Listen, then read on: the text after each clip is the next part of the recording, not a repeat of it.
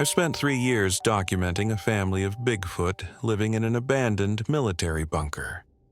And what I've learned about their intelligence and social structure changes everything we thought we knew about these creatures. Some will dismiss me as delusional or attention-seeking, but after decades as a respected wildlife biologist, I've reached a point where the truth matters more than my reputation. My name is Dr. Matthew Zillman.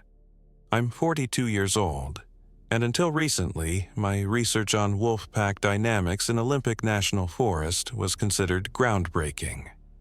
Now, I risk throwing it all away by sharing what I've witnessed. Washington State has always held secrets. Its dense primeval forests, shrouded in mist and rain for much of the year, create perfect conditions for things to remain hidden. I established my research cabin in a remote northwestern sector, approximately 3 miles from the nearest fire road and 17 miles from anything resembling civilization. The location was ideal for my wolf studies. Isolated, undisturbed, rich with wildlife. What I didn't realize when I selected the site was its proximity to something else. A long-abandoned military installation dating back to the Cold War era. I discovered the bunker complex almost by accident during my second month of fieldwork. The entrance was nearly invisible, reclaimed by the forest. Concrete doorways partially collapsed and covered with thick carpets of moss. According to my research later, it had been part of a network of radar and communications outposts established in the 1950s, then decommissioned in the early 1970s, the perfect place to be forgotten. At first, I paid it little attention. My focus remained on the wolf populations I was tracking through the dense undergrowth of hemlock and cedar. But then, I began noticing anomalies in the data, food caches that couldn't have been created by known predators. Tree branches broken at heights of 9 to 10 feet, well above what even the largest bear could reach. Organized piles of stones that defied natural explanation. My first explanation was human activity, perhaps hikers or hunters venturing off established trails. But the patterns were wrong. No boot prints, no litter, no campfire remains. Instead, I found large, distinctly non-human footprints, measuring approximately 17 inches in length with a mid-foot flexibility not present in human anatomy. I documented everything methodically, taking plaster casts, photographs, and detailed measurements still clinging to rational explanations despite mounting evidence to the contrary. The vocalizations began in early November, low, resonant calls that echoed through the valleys at dusk. Not wolves, not elk, not any recognized species. They had structure, patterns that repeated with subtle variations. The hair on my arms would stand up each time they pierced the twilight silence. The local wildlife reacted as they would to an apex predator. Immediate silence, then careful resumption of activity once the calls ceased. On November 27th, at approximately 5:42 p.m., I saw it for the first time. The light was already fading, the forest transforming into silhouettes against the darkening sky. I was returning to my cabin after checking motion sensor cameras along the ridgeline. The air was unusually still, carrying the scent of decaying leaves and damp earth. No birds called, no squirrels rustled through the canopy. Even the constant whisper of wind through pine needles seemed to have paused. Something moved near the bunker entrance, a shadow detaching from deeper shadows. My first impression was of mass, of a solidity that made my brain struggle to categorize what I was seeing. It stood upright, broad-shouldered, approximately 8 feet tall based on its position relative to the bunker doorway. Dark fur absorbed what little light remained, creating an outline rather than clear detail. I froze, my breath caught in my throat, training and instinct warring within me. The rational part of my mind scrambled for explanations. A bear standing upright, an unusual light pattern, a hallucination brought on by fatigue. But I knew. In that instant, I knew. The creature remained motionless, observing me from approximately 60 yards away. Its head was large, set directly on powerful shoulders with little visible neck.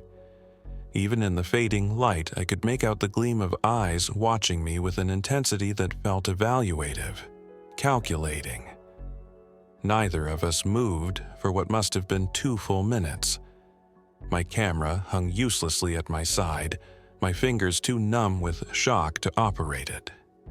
Then, with deliberate slowness, the figure turned and moved back toward the bunker entrance. It didn't flee or scramble. It walked with purpose, with a fluid grace that belied its massive frame, and disappeared into the darkness of the abandoned structure. I remained rooted to the spot long after it vanished, my scientific mind already cataloging details, even as another part of me struggled with the implications. What I'd seen wasn't just unexpected, it was impossible. Yet, as I finally made my way back to my cabin on unsteady legs, one thought kept repeating.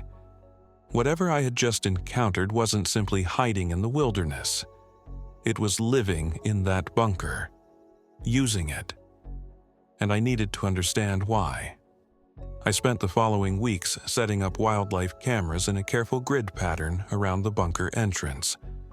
Each morning, I'd hike out to retrieve the memory cards, my breath forming clouds in the December air as I moved through the awakening forest.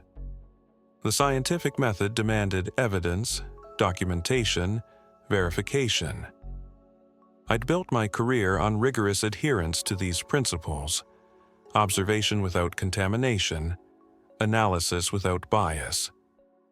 Yet, my hands trembled slightly each time I inserted the memory cards into my laptop. The first week yielded nothing but standard wildlife footage.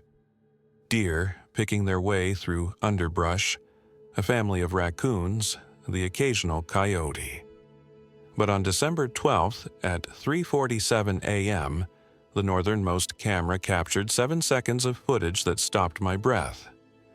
A massive silhouette moved with deliberate care across the frame, paused as though sensing the device, then reached toward it with surprising dexterity. The screen went black. When I checked the camera later that day, it had been carefully turned to face a tree trunk, the housing undamaged, but the position precisely adjusted to render it useless. Similar incidents followed, cameras disabled or repositioned, but never damaged or stolen. Each time, the adjustments demonstrated not just awareness, but understanding of the device's function, not destruction, circumvention. By the third week of December, I had lost 8 cameras worth over $4,000, yet I couldn't help but feel a growing sense of wonder replacing my frustration. Whatever I was dealing with understood surveillance and privacy. The morning I discovered my field journal missing from my research station was the morning everything changed. I had documented detailed observations, measurements, and coordinates in that leather-bound book. Irreplaceable data. I tore through my cabin, checking and rechecking every corner, convinced I had simply misplaced it. 3 hours later, I stepped outside to clear my head and found it placed carefully on the stump I used for splitting firewood, exactly 20 yards from my front door. But it wasn't alone. Beside it sat a perfectly symmetrical arrangement of objects: 3 unusual river stones with fossil impressions, a cluster of rare white ghost orchids that shouldn't have been blooming in December, and a piece of perfectly preserved birch bark with what appeared to be a pattern of deliberate markings. I approached cautiously, documentation instincts kicking in despite my shock. I photographed everything in place before touching anything. The journal was undamaged, not a single page removed. This wasn't theft. It was examination, communication, exchange. They're studying me back. I whispered to the silent forest. My colleague, Marcus Campbell, arrived 2 days later for our scheduled research check-in. I'd considered canceling, knowing how he would react to my observations, but scientific integrity demanded peer review, even for the unbelievable. "Bigfoot?" Marcus repeated, his expression shifting from confusion to concern as I showed him the footprint casts. "Ellie, you can't be serious.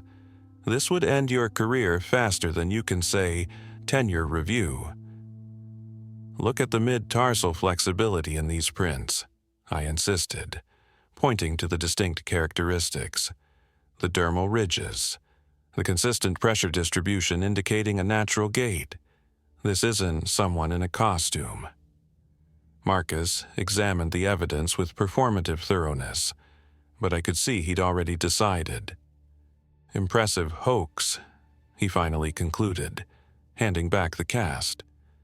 "But you're a scientist, not a cryptozoologist. Whatever you think you're seeing, there's a rational explanation." I chose not to show him the camera footage or mention the gift exchange. Some intuition told me to keep certain details protected, even from colleagues. After Marcus left, I began establishing what I came to think of as an offering station. A flat rock approximately 50 yards from the bunker entrance where I would leave small amounts of food each morning. Apples, nuts, occasionally dried fish. Each offering would disappear overnight, replaced with something from the forest. Interesting feathers, unusually shaped sticks, once a perfectly intact snake skin, stretched and preserved through some unknown method. On January 7th, during heavy snowfall that muffled all sound, I was arranging a small selection of fruits when I felt rather than heard a presence. I turned slowly, careful not to make sudden movements, and there it was, the male Bigfoot standing at the edge of the clearing, partially obscured by the curtain of snow, but clearly visible. 8 feet tall, broad-shouldered, covered in dark brown fur that appeared almost black against the white background. The moment stretched between us, snowflakes collecting on my eyelashes as I barely dared to breathe. It made no aggressive movements, simply observed me with eyes that reflected a deep amber in the winter light. Intelligent eyes. Evaluating eyes. With deliberate slowness, I stepped back from the offerings, creating distance to show I expected nothing in return. The creature tilted its head slightly, reminiscent of expressions I'd documented in highly intelligent species: curiosity, consideration. Then it did something extraordinary. It stepped forward, still maintaining a cautious 30-foot distance, and lowered itself to a squatting position, not hiding, not fleeing, choosing to stay, choosing to observe, choosing to begin a relationship that would transform everything I thought I knew about these creatures and, ultimately, about ourselves. By mid-January, I began to understand that what I had initially thought was a solitary creature was actually a family unit. The first confirmation came during a heavy rainstorm when I observed not just the large male, but a slightly smaller figure, approximately 7'4", tall with auburn-tinged fur, emerging from the bunker entrance. Her movements were more fluid than the male's, her frame lighter but still powerfully built. A female Bigfoot, she maintained a greater distance than her counterpart, always watching me with what I interpreted as cautious protectiveness. The real surprise came 3 days later at dawn. I had left my usual offering the previous evening, some dried berries, nuts, and a few oranges. When I arrived to check if they'd been taken, I found not only the adult pair but also 2 younger Bigfoots. One appeared to be an adolescent, perhaps 6 tall with lankier limbs than the adults.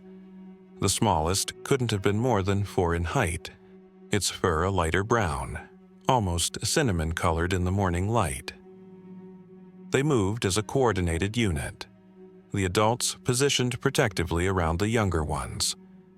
What struck me most was how they interacted with the bunker itself.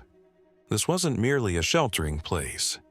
It was a home they had actively adapted. Through my binoculars, I observed the adolescent carrying what appeared to be a modified piece of metal, perhaps salvaged from the bunker's interior. It had been reshaped into something resembling a digging tool, with one end flattened and sharpened. Over the next weeks, I documented dozens of instances of sophisticated tool use. They had created containers from modified military equipment, fashioning water collectors and storage vessels. The adult male demonstrated remarkable dexterity, using his surprisingly nimble fingers to weave plant fibers into carrying devices. I observed them harvesting specific medicinal plants, echinacea, yarrow, and willow bark, and processing them using techniques that mirrored indigenous practices I'd studied during my ethnobotany coursework. Their vocalizations became my obsession. I set up specialized audio equipment at the perimeter of what I now considered their territory and recorded over 200 hours of their communications. The complexity was astounding. They used at least 32 distinct sounds combined in patterns that appeared to have specific meanings. Low rumbles seemed to signal danger, while rhythmic, clicking sounds accompanied food gathering. A series of soft hoots often preceded the appearance of the youngsters, perhaps a signal that it was safe to emerge. What transformed my understanding completely happened on February 12th. I arrived at the offering rock to find it empty of food, but covered in careful arrangements of small stones. At first, I thought it might be random, but as I photographed the formation, I realized the stones had been placed in patterns that resembled constellations. Specifically, a recognizable arrangement of Orion's belt and the Pleiades. My hands trembled as I documented this. They weren't just communicating, they were demonstrating astronomical knowledge. I responded the next day by leaving my own stone arrangement, a simple circle with a smaller circle inside it, representing Earth and Moon. When I returned the following morning, they had expanded the arrangement, adding 7 more positions that accurately depicted our solar system's planets in their relative sizes and distances from the Sun. My scientific training fought against the implications. This wasn't just intelligence. This was mathematical understanding, observational astronomy, symbolic communication. I began leaving simple symbols drawn on pieces of bark, a tree, a water droplet, a wolf. Each time, the symbols would disappear, replaced with their own versions, more detailed and nuanced than mine. Most remarkable was watching them teach the adolescent. One afternoon, from my observation and blind 80 yards away, I witnessed the adult male guiding the younger one's hands as they worked together to fashion a complex water filtration system using layered materials. The adult would demonstrate, then watch patiently as the younger attempted to replicate the technique. When mistakes occurred, there was no punishment. Instead, the adult would make soft vocalizations and demonstrate again, slower this time. Their understanding of the bunker's original purpose became apparent when the adult female began using a modified piece of electronic equipment, likely salvaged from the old communications array, to create rhythmic patterns of light that the youngest would mimic back in sequence. They were teaching pattern recognition, basic coding concepts, using abandoned military technology to educate their young. After nearly 8 weeks of observation, the moment that changed everything arrived unexpectedly. I had been sitting at my usual distance, documenting their morning routines, when the adult male looked directly at my position. Despite my camouflage blind, despite being downwind, he knew precisely where I was. He made a series of deliberate gestures, pointing first to me, then to the bunker entrance. The invitation was unmistakable. My heart raced as I slowly stood, exposing my position fully for the first time. The family gathered at the entrance, the adults flanking the younger ones protectively yet welcomingly. With each careful step I took toward them, years of scientific training battled with wonder and fear. As I approached the threshold of their home, this impossible dwelling that bridged their world and ours, I understood that what awaited inside would challenge everything humanity thought it knew about what it means to be a primitive species. The bunker entrance opened to a short concrete corridor, dimly lit by what appeared to be salvaged military emergency lights modified to run on some alternative power source. The air inside carried a complex mixture of scents, earthy and organic, yet with undertones of metal and old paper. I followed the male Bigfoot, hunching slightly despite the surprisingly accommodating ceiling height of approximately 8 feet. The concrete wall still bore faded military stenciling, directional markers pointing to different sections of what must have once been a significant installation. What struck me first was the organization. This wasn't a primitive shelter, but a methodically arranged living space. The main chamber, roughly 40 feet in diameter, had been sectioned into distinct areas for specific activities. Food storage occupied the northwestern quadrant, dried berries, nuts, and cured meats hanging from carefully installed racks. Another area contained what could only be described as workstations, flat surfaces supporting various tools and projects in different stages of completion. Most astonishing was their adaptation of the abandoned technology. They had repurposed military equipment in ways that defied explanation. Old radar components had been reconfigured into what appeared to be a rainwater collection and filtration system. Communication equipment had been modified into tools for processing plant materials. Nothing was haphazard. Everything showed intentional design and purpose. The female watched me carefully from near what appeared to be a sleeping area. Raised platforms covered with layers of soft materials, different sizes clearly accommodating different family members. The adolescent stood nearby, curiosity evident in its posture as it observed my reactions. Then I saw something that made my blood run cold. Against the eastern wall stood a series of shelves containing artifacts that couldn't possibly belong to a military installation. Glass specimen containers, surgical implements, and what appeared to be laboratory equipment. Beside these items sat stacks of yellowing papers, documents with official government headers still visible despite age deterioration. As I moved toward these shelves, something shifted in the deepest corner of the chamber. I hadn't noticed the figure in the shadows until this moment. A significantly older Bigfoot, its fur streaked with silver, body thinner than the others. It moved forward slowly, with a noticeable limp affecting its right leg. This elder must have been at least 7.5 feet tall in its prime, though age had slightly diminished its stature. The elder approached with deliberate movements, its amber eyes clouded slightly with age, yet intensely focused. Up close, I could see that one ear was partially missing, and several scars marked its face and neck, old wounds long healed but permanently etched into its features. With surprising gentleness, the elder reached for my hand.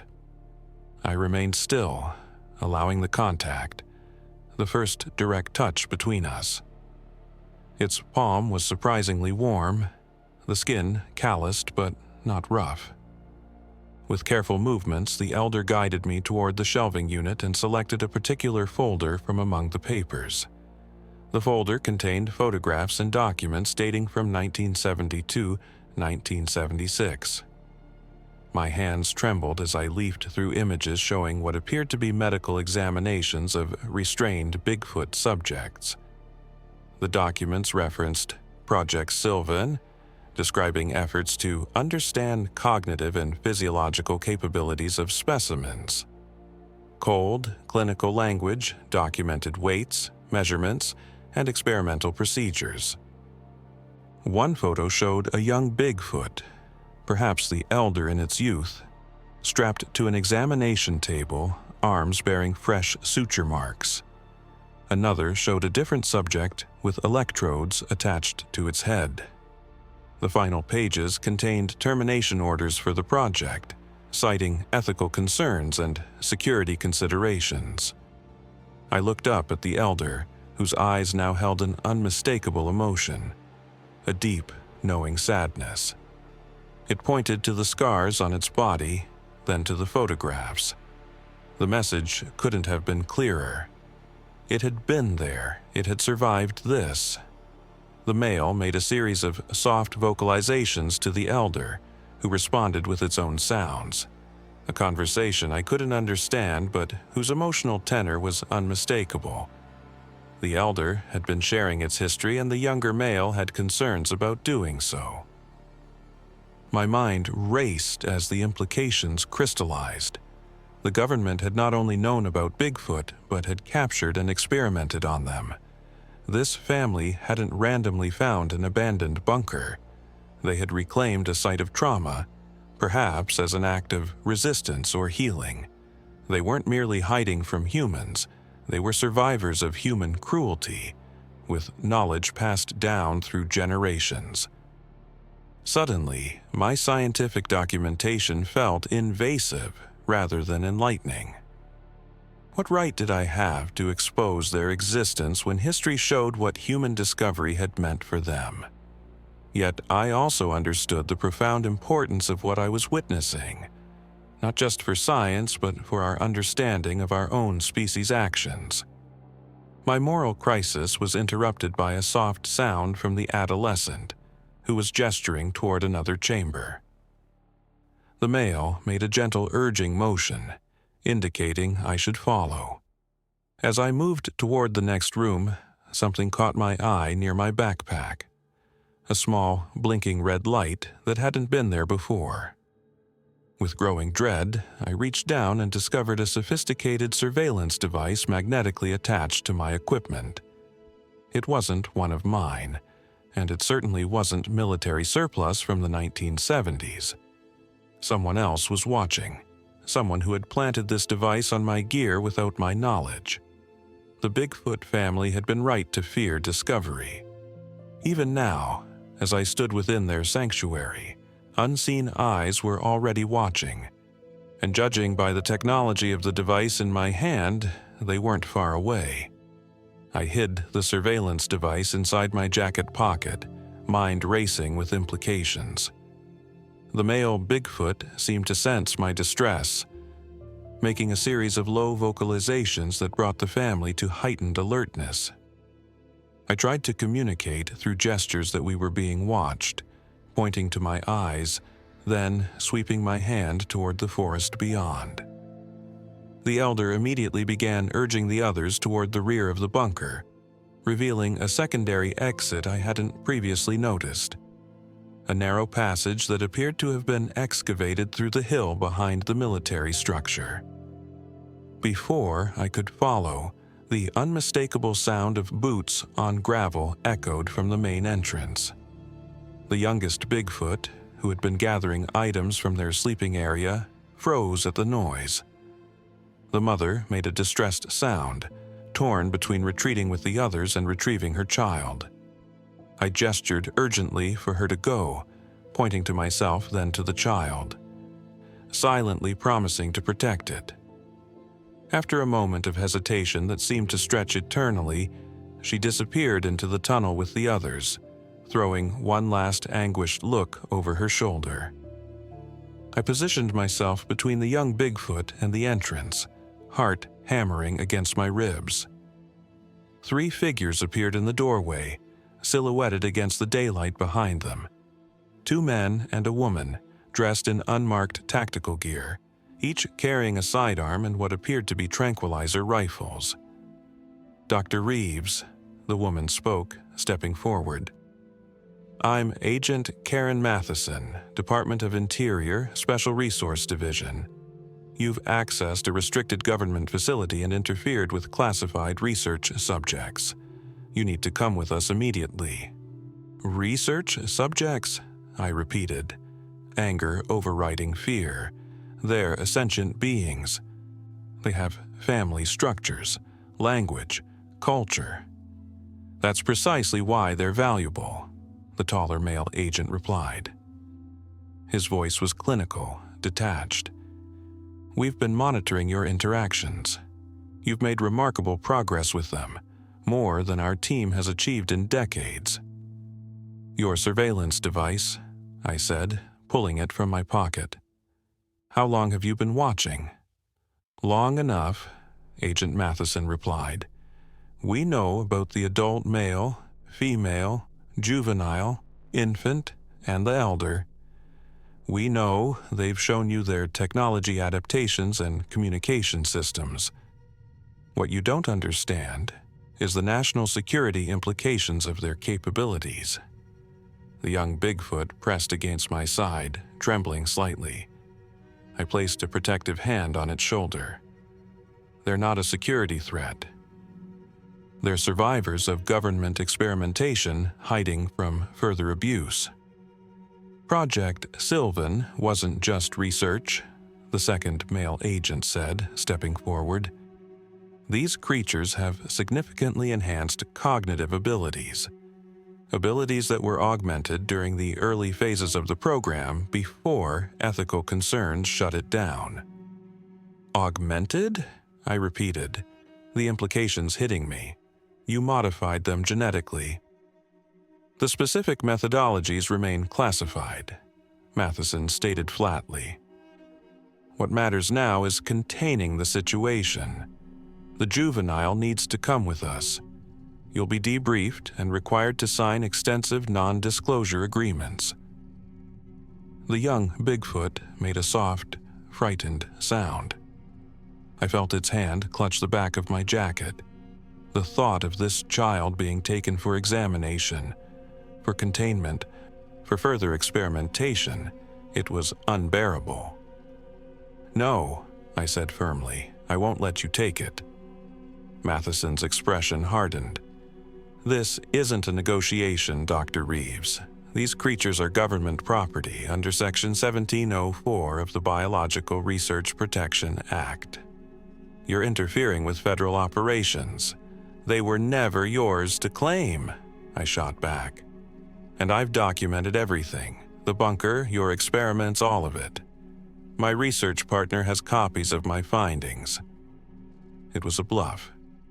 Marcus had dismissed my discoveries entirely, but the agents exchanged uncomfortable glances.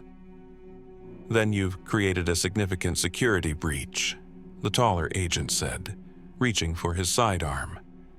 "We'll need all your research materials and to ensure your silence." The threat hung in the air between us. I backed slowly toward the secondary tunnel, guiding the young Bigfoot with me. "You'll have to catch us first." I turned and ran, pushing the young Bigfoot ahead of me into the dark passage. Behind us, shouts echoed off the concrete walls as the agents scrambled in pursuit.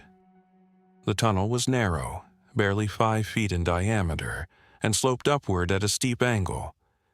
The young Bigfoot moved with surprising speed despite its fear, navigating the darkness with ease while I stumbled behind, guided only by the sound of its movement and the faint light from my phone. After what seemed like minutes but was likely only seconds, we emerged into dense forest on the hillside above the bunker. The afternoon sun filtered through the canopy, momentarily blinding me after the darkness of the tunnel. The young Bigfoot tugged urgently at my sleeve, pulling me toward a ravine to our right. We raced through the undergrowth, branches whipping against my face as we descended into the steep-sided gully. Behind us, I could hear the agents emerging from the tunnel, their shouts carrying through the trees. The young Bigfoot seemed to be following some predetermined escape route, moving with purpose despite its obvious fear.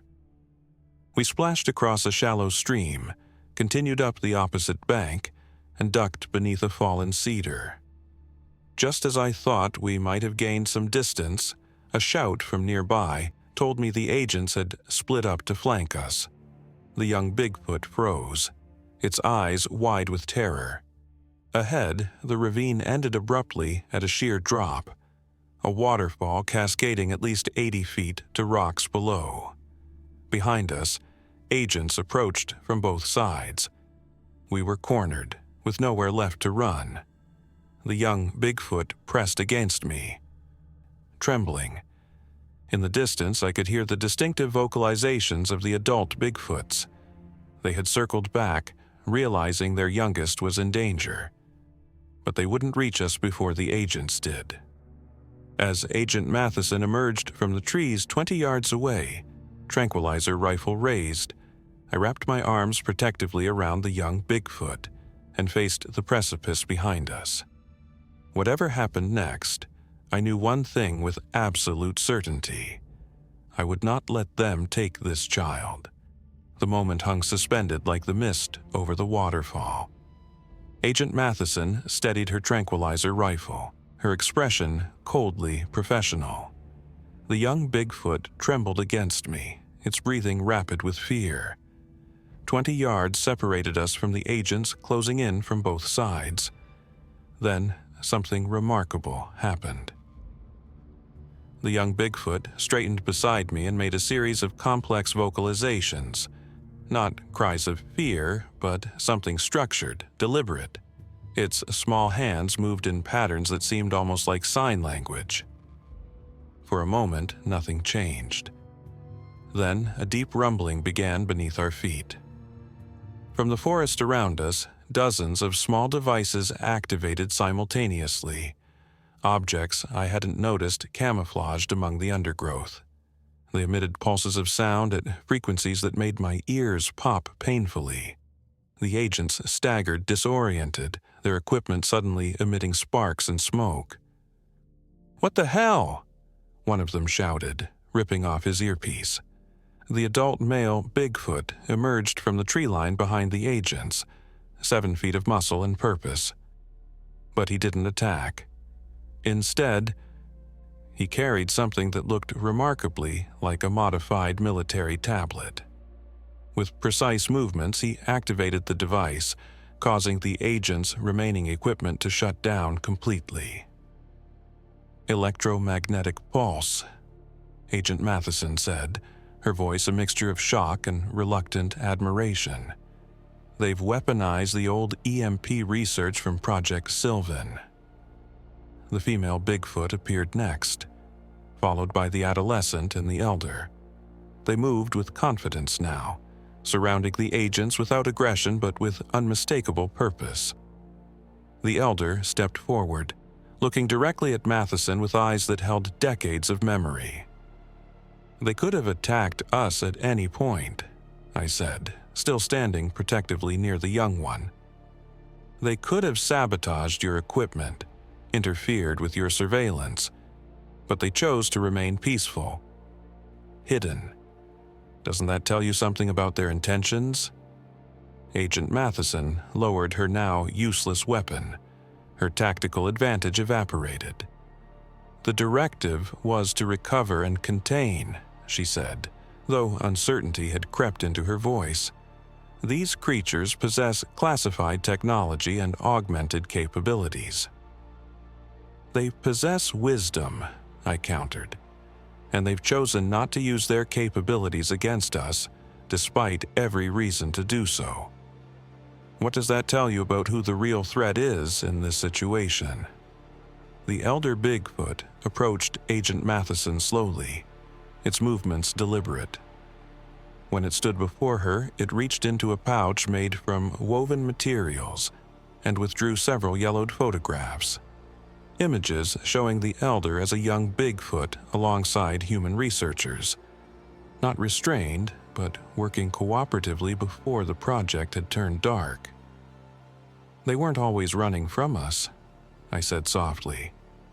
"They were partners once, until fear made us see them as resources instead of beings." Something shifted in Matheson's expression, a crack in the professional facade. "My grandfather worked on Project Sylvan," she admitted. "He never spoke of it, but he kept journals. He wrote about regretting what they did, about violating something sacred." The male, Bigfoot, made a series of gestures toward the forest beyond, then to the young one beside me, then upward toward distant mountains visible above the tree line. The meaning was clear even without words.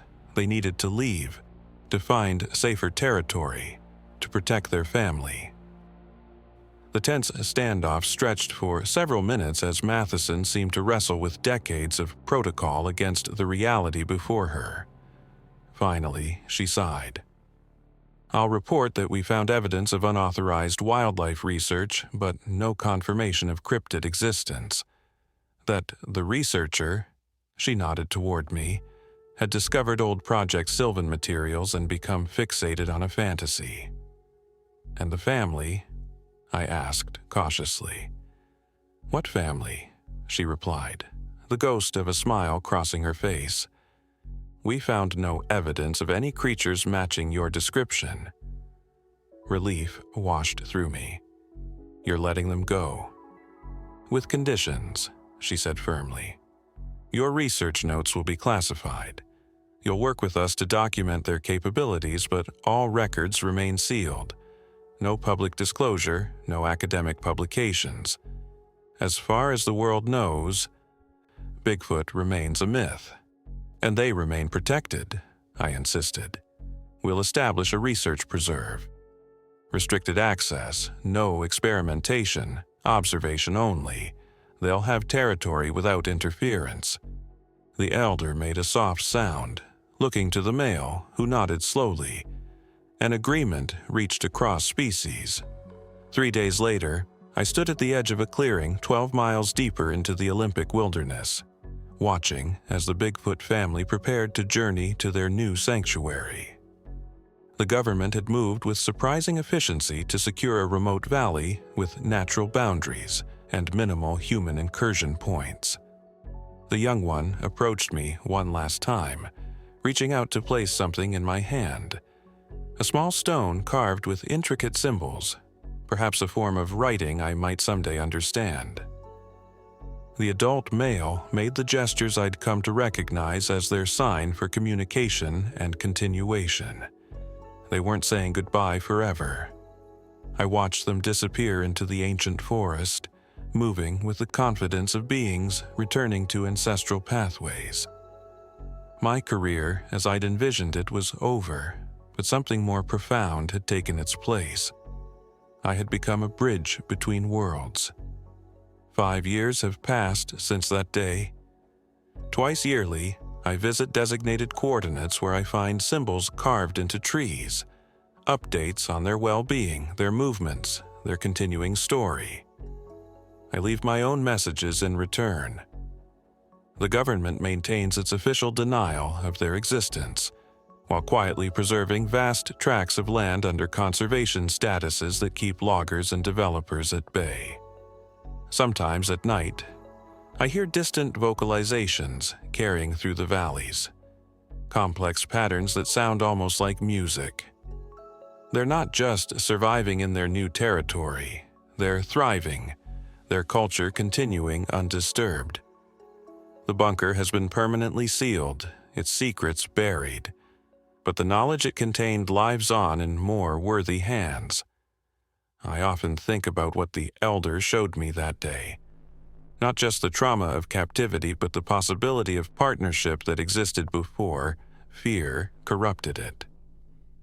Perhaps someday, when humanity has grown wiser, a different kind of relationship might be possible. Until then, I remain the keeper of their secret, the translator of their story. Because some truths aren't meant to be exposed to a world not ready to understand them.